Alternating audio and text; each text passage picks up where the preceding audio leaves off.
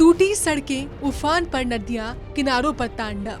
तस्वीरें हैं हिमाचल के अलग अलग इलाकों की, जहां पर सिरमौर जिले में गिरी नदी, यमुना नदी और बाता उफान पर है, जिसके बाद के हालात आपके सामने हैं। कहीं पर सड़क टूटी हुई दिखी तो कहीं पर नदियां उफान पर। गिरी नदी भी शिमला और सिरमौर में बारिश के बाद उफान पर है, तो पोंटा में बाता नदी भी पुल को छूते हुए दिखी है।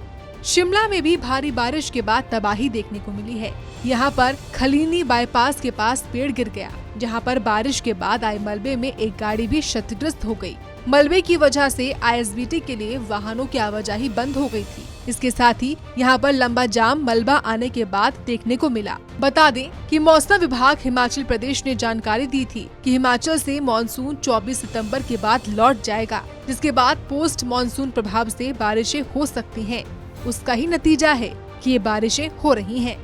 सूर्य समाचार के लिए शिमला से कमल ठाकुर और नाहन से सतीश शर्मा की रिपोर्ट। टूटी सड़कें, उफान पर नदियां, किनारों पर तांडव।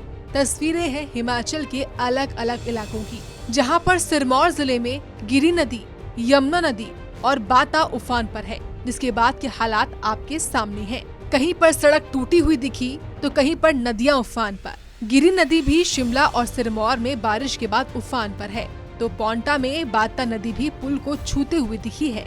शिमला में भी भारी बारिश के बाद तबाही देखने को मिली है।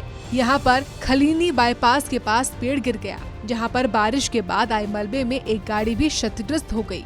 मलबे की वजह से आईएसबीटी के लिए वाहनों की आवाजाही बंद हो गई थी। इसके साथ ही यहाँ पर लंबा जाम मलबा आने के बाद देखने को मिला। बता दें कि मौसम विभाग हिमाचल प्रदेश ने जानकारी दी थी कि हिमाचल से मानसून 24 सितंबर के बाद लौट जाएगा, जिसके बाद पोस्ट मानसून प्रभाव से बारिशें हो सकती हैं। उसका ही नतीजा है कि ये बारिशें हो रही हैं। सूर्य समाचार के लिए शिमला से कमल ठाकुर और नाहन से सतीश शर्मा की रिपोर्ट। टूटी सड़कें, उफान पर नदियां, किनारों पर तांडव। तस्वीरें हैं हिमाचल के अलग अलग इलाकों की, जहां पर सिरमौर जिले में गिरी नदी, यमुना नदी और बाता उफान पर है, जिसके बाद के हालात आपके सामने हैं। कहीं पर सड़क टूटी हुई दिखी तो कहीं पर नदियां उफान पर। गिरी नदी भी शिमला और सिरमौर में बारिश के बाद उफान पर है, तो पोंटा में बाता नदी भी पुल को छूते हुए दिखी है। शिमला में भी भारी बारिश के बाद तबाही देखने को मिली है। यहाँ पर खलीनी बाईपास के पास पेड़ गिर गया, जहाँ पर बारिश के बाद आए मलबे में एक गाड़ी भी क्षतिग्रस्त हो गई।